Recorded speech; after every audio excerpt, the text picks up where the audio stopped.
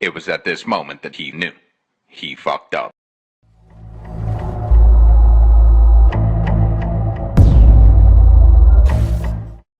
What's up, guys? Welcome to Vintage Genetics, where it is all about classic bodybuilding. Today is going to be a leg day, my number one priority. In the week, I train legs twice a week, and all of the leg workouts always start with a leg curl variation. Today is going to be the laying leg curl, full range of motion, and then we're also going to do some other movements, of course, to grow the rest of the legs. But for now, let's get started with this isolation movement to get the knees warmed up. A very good tip for you guys: don't start with the leg extension, but start with the leg curl to warm up the knees without putting tension on the quad and the knee joint in general. So let's go. And as always, we start out with the laying leg curl. Now, this is not one of my deload workouts, by the way. You may have seen my previous video where I explained I was doing a deload week. At least 6 workouts, but were half the volume compared to this workout, for example, where I will be doing 2 working sets for each exercise instead of 1 working set, which I'm doing at the very moment. So this was recorded earlier. So the laying leg curl, the first exercise of the day, I always like to do a couple of warm-up sets like this right here, just increasing the weight by like 10 to 15 kilos each time, and then reducing the reps as well, just to make sure I get a good mind-muscle connection in the hamstrings and to get enough blood in the area as well, mainly to prevent injury, but also to get the muscle used to a heavier and heavier load so you can actually perform a better and bigger load during the working set. That kind of sounded interesting, didn't it? But anyway, the laying leg curl is one of the best hamstring builders there is, right behind the seated leg curl, because it has been proven that the seated leg curl is actually a little bit more superior in the stretch part. You can see right here the hamstrings are getting stretched, but the seated leg curl, because of the positioning that your hips then have as opposed to your upper body, the stretch is even better. So if you have either one of these movements in the gym, one time I would recommend doing the seated and the other time the laying leg curl, and do at least 2 working sets. The first one being a heavy working set and the second one being a lighter working set of around 15 to 20 reps. Alright, the leg curl is complete, the hamstrings and the knees are warmed up. So now we are starting with the leg extension.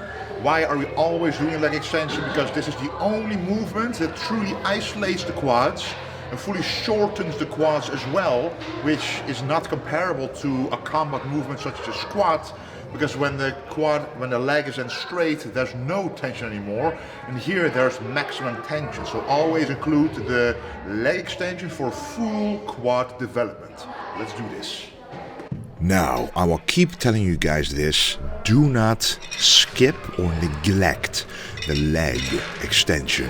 Because if you look at the muscles right here of the quads, what you see is that when my leg is fully extended, the muscle is fully contracted. This is the exact opposite during a squat. Because during a squat, the maximum tension is near the bottom or near the half of the range of motion. And when your leg is extended, there's no tension on the quad at all.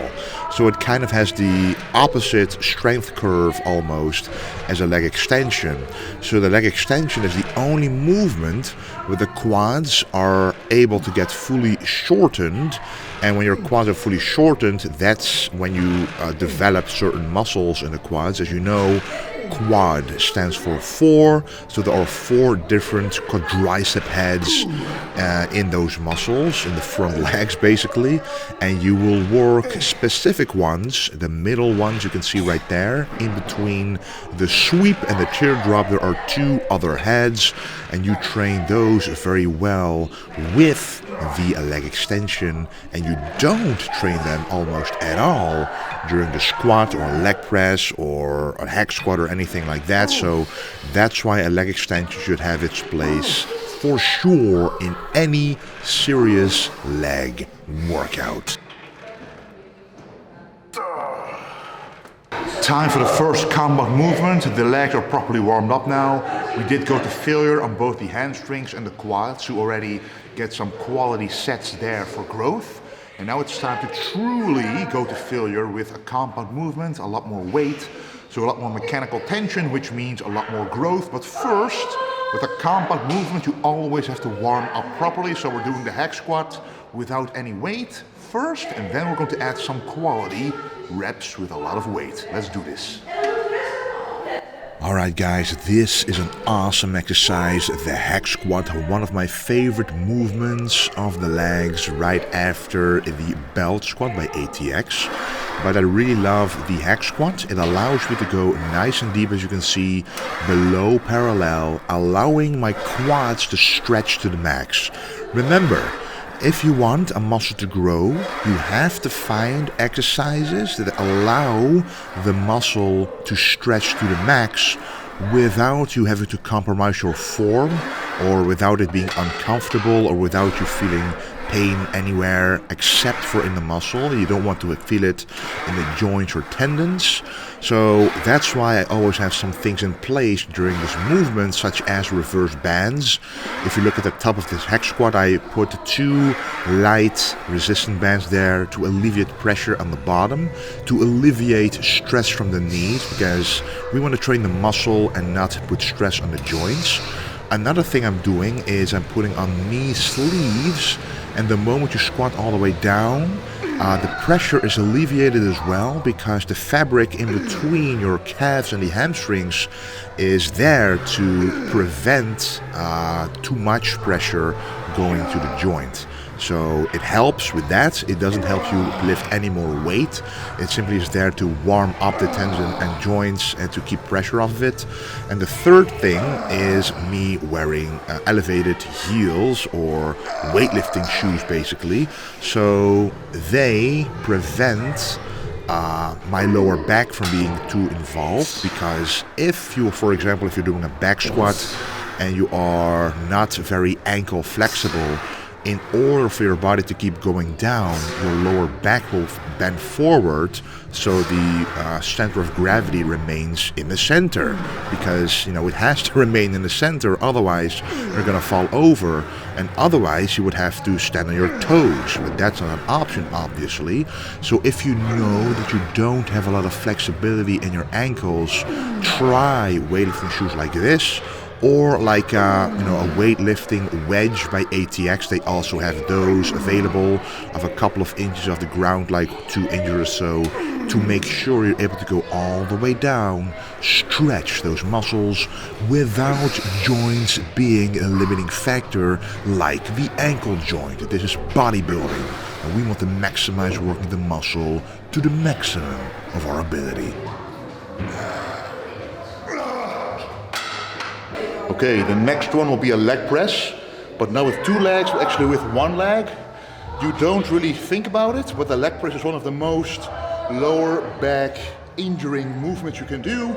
If you go too deep, the hips go off the platform, go off the seat, your spine is under a lot of pressure, and with the leg press you put a lot of weight down, so that for a lot of people, that's a big problem, for me as well. So I'm using 1 leg, lessening the weight, lessening the range of motion all the way down, because otherwise the back will be involved and we don't want that.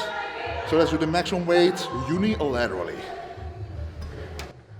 Alright, so as I was training the legs in this video right here, doing this workout, I already felt some lower back, stress, and I really don't like that. As of right now, as I'm speaking through this microphone, I feel my lower back being stressed, and even though I've already done 5 days of deloading, the lower back still isn't completely fixed, and that's why I did the leg press with 1 leg at a time, because in this video right there I already felt the lower back hurting a little bit. So doing a leg press, even though a lot of people don't think about it, also really puts stress on the lower back if you go too deep.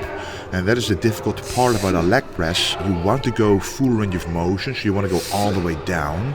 But the moment you go all the way down and your butt is lifted off the seat, then your spine is under a lot of pressure. You want to test this out yourself. If you're doing a leg press and your butt is coming off of the seat, that's the moment that you should go back up, because you can go deeper, but it's not really going to help muscle growth. It's only going to impair your lower back, and that's not what you want, because then, like me, you would have to do a deload and you have to do other exercises to prevent your back from hurting more. So trust me guys, you want to prevent things like this rather than have to fix them afterwards, which I'm doing right now. My job, on this channel with this video is to teach you how I like to train to grow muscle, but also how to prevent things from happening so you can keep training those muscles to keep growing, because having to recover from things like this is no fun at all. Okay guys, it's time for the last compound movement, the Sissy Squat. Remember when I was talking about the leg extension? This is the only movement that kind of mimics the leg extension, so also possible to get a full contraction at the top, but still it is a compound movement because you use the glutes and a little bit of the hamstrings when you go down, and this is a great finisher for after the leg. So let's do this, not a lot of weight needed at all.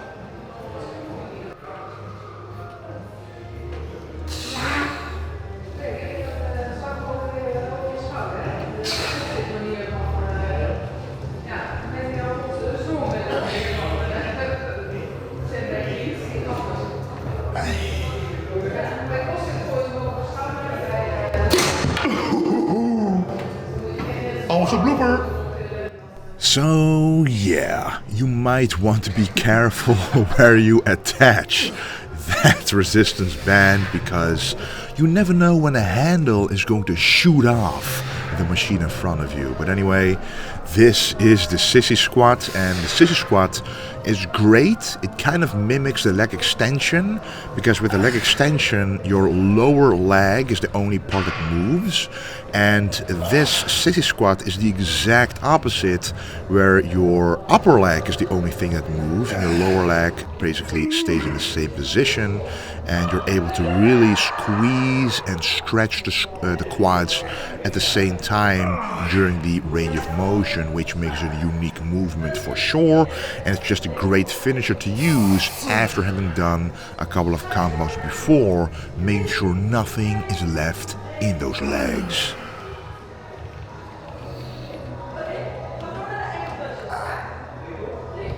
Alrighty guys, next and last movement, the calf raise. Always switch around the seated calf raise and the straight-legged calf raise. It can be on the leg press or a standing calf raise, but do both variations at least every single week, both of them, to create fully developed calves. So right now we're doing the seated ones. Last time we did the straight-legged ones with the leg press. I'm doing unilateral ones this time to put a lot more pressure per calf, but always use full range of motion. So this is just a very simple finisher for the leg day in general. Of course, always working the calves. I know some bodybuilders, even some pro bodybuilders, who train their calves before the upper legs. But for me that always feels kind of counterintuitive, because, the calves are the bottom of your legs and they are kind of the roots of your entire body.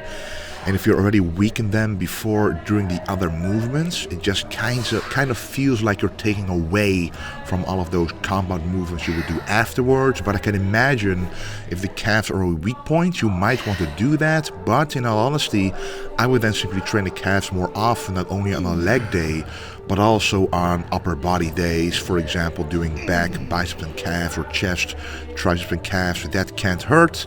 Just like the forearms, the calves can deal with a whole lot of volume, a whole lot of frequency.